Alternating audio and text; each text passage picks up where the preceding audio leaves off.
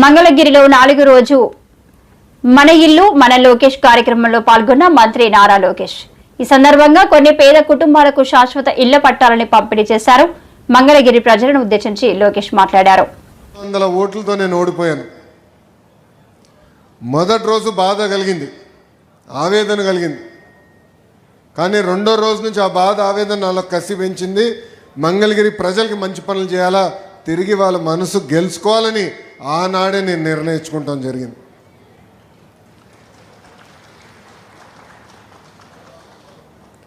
ఒక్కసారి ఆలోచించండి, 2019 నుంచి 24 వరకు తెలుగుదేశం పార్టీ ప్రతిపక్షంలో ఉన్న మీ ఆరోగ్యం కోసం ఎన్టీఆర్ సంజీవిని అని తీసుకొచ్చాం. తాడేపల్లిలో ఒక క్లినిక్, మంగళగిరిలో క్లినిక్, దుగ్గిరాలకు ఒక బస్సు పెట్టి ఈరోజు కూడా ఆ కార్యక్రమం చేపడుతున్నాం. ఈరోజు కూడా సొంత నిధులతో మందులు ఉచితంగా మేము అందజేస్తున్నాం. ఊరిలో పెళ్లి జరిగితే పెళ్లి కానుకిస్తున్నాం. మహిళలు సొంత కాళ్ళపై నిలబడాలని కుట్టు నేర్పిస్తమే కాకుండా కుట్టు మెషినే ఉచితంగా ఇస్తాం కాకుండా వాళ్ళకి ఈరోజు పని కూడా మేము కల్పిస్తున్నాం. ఆనాడు గత ప్రభుత్వం నీరు సరిగా అందించలేకపోతే వాటర్ ట్యాంకర్లు పెట్టి ఉచితంగా నీరు తోలాం. మన పిల్లలు క్రికెట్ ఆడాలని కోరుకుంటే ఐపీఎల్ తరహా కాకపోయినా వాళ్ళతో పోటీ పడే విధంగా మంగళగిరి ప్రీమియర్ లీగ్ తీసుకొచ్చి పిల్లలకి అది కూడా ఏర్పాటు చేస్తాం. కోవిడ్ వస్తే ఆక్సిజన్ ఇబ్బంది ఉందంటే ఆక్సిజన్ సిలిండర్లు పంపించాం, మందులు అందించాం. అమెరికా డాక్టర్ల ద్వారా టెలిమెడిసిన్ చేశాం. ఇట్లా దాదాపు 26 సంక్షేమ కార్యక్రమాలు మంగళగిరి ప్రజల కోసం ఆనాడు నేను చేస్తాం జరిగింది. కరెక్ట్గా 24 ఎన్నికలు వచ్చింది. చాలామంది నాకు చెప్పారు, మీరు 2 స్థానాల్లో పోటీ చేయండి, ఆల్రెడీ మీరు ఇబ్బంది పడ్డారు, మళ్ళీ మీరు ఇబ్బంది పడకూడదని. నేను వాళ్ళకు ఒకటే చెప్పా, 5 సంవత్సరాలు కష్టపడ్డాను, మంగళగిరి ప్రజల మనసు గెలుచుకున్నానని నేను భావిస్తున్నా. ఒకే స్థానంలో పోటీ చేస్తా, అది మంగళగిరిలో నేను పోటీ చేస్తా అని చెప్పాను. ప్రచారంలో మీ దగ్గరికి వచ్చా, నేను ఆనాడు మీకు కొన్ని విషయాలు చెప్పా. ఏ మెజారిటీ అయితే నేను ఓడిపోయానో దాని పక్కన ఒక 0 పెట్టి నన్ను గెలిపించమని ఆనాడు నేను మిమ్మల్ని కోరా. మీరు నాకు ఎంత ఎక్కువ మెజారిటీ ఇస్తే అంత బలం వస్తుంది, పనిచేసేందుకు అవకాశం ఉంటుందని ఆనాడు కోరా. సర్వేలు చూసాం, అన్ని పార్టీలు సర్వేలు చేస్తాయి, మేము చేసాం. కుప్పం కన్నా వెనుకబడి ఉన్నాం 1%. కానీ ఆ రోజు మీరు చూపించిన ప్రేమ అభిమానం నేను చూసి నేను బాబు గారికి ఛాలెంజ్ చేశా, మీకన్నా 1 ఓటు మెజారిటీ ఎక్కువ నాకు వస్తుంది సార్ అని. అప్పుడు బాబు గారు అన్నారు, కుర్రోలు స్పీడ్ ఎక్కువ మీకు అని. కానీ ఈరోజు నేను గర్వంగా ఇక్కడ నుంచి చెప్తున్నా, మంగళగిరి ప్రజలు ఎవ్వరు ఊహించిన విధంగా 91,000 మెజారిటీతో నన్ను గెలిపించి శాసనసభకు పంపించారు. అమ్మా, మీరు ఇచ్చిన మెజారిటీ కొండంత బలం. దశాబ్దాలుగా మనకున్న కళ ఆసుపత్రి, ప్రభుత్వ ఆసుపత్రి, 100 పడకల ఆసుపత్రి, ఆంధ్ర రాష్ట్రంలో మొదటి 100 పడకల గవర్నమెంట్ ఆసుపత్రి మంగళగిరి నియోజకవర్గానికి శాంక్షన్ అయింది.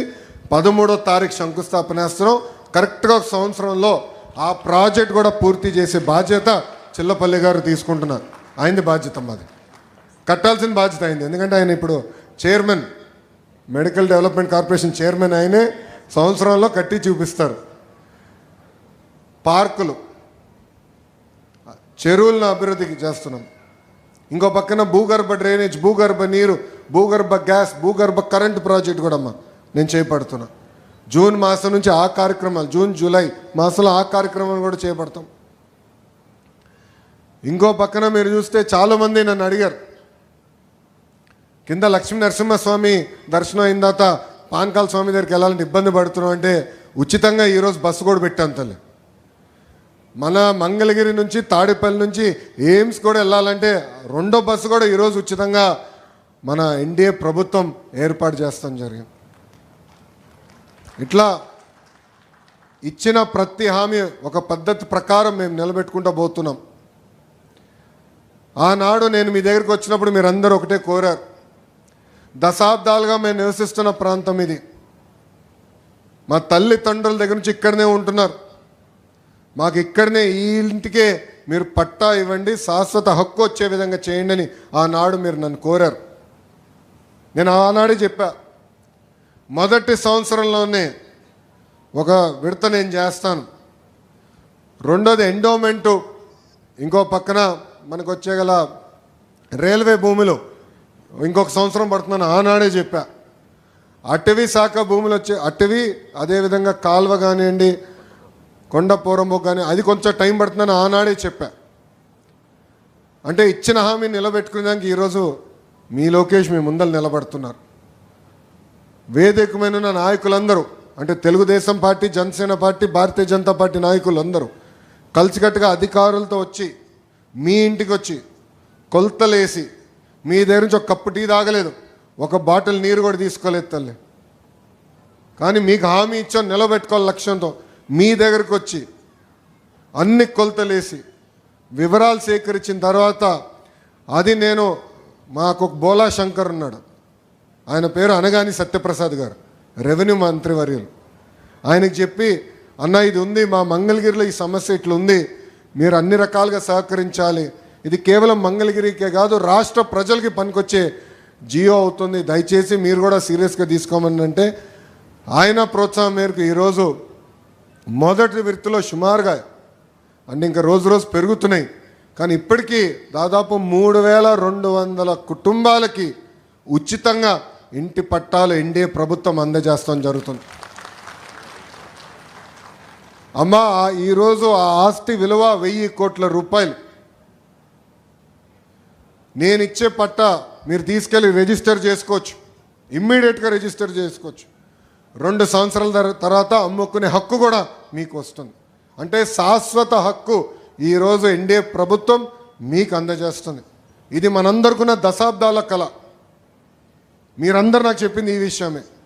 ఆ హామీ నిలబెట్టుకునేదానికే మీ లోకేష్ మీ ముందర నిలబడ్డారు. ఒక లక్ష్మీ నరసింహస్వామి గుడి ఏమి, అది కూడా అభివృద్ధి కార్యక్రమం మేము చేస్తున్నాం, అది కూడా డెవలప్ చేయాలని నిర్ణయం తీసుకున్నాం. భూగర్భ డ్రైనేజ్ విషయం ఇప్పుడే చెప్పా, పార్కులు చెరువుల విషయం చెప్పా, 100 పడకల ఆసుపత్రి విషయం చెప్పాను. అంతేకాదు ఒక విద్యాశాఖ మంత్రిగా మీ ముందర నుంచుంటున్నా.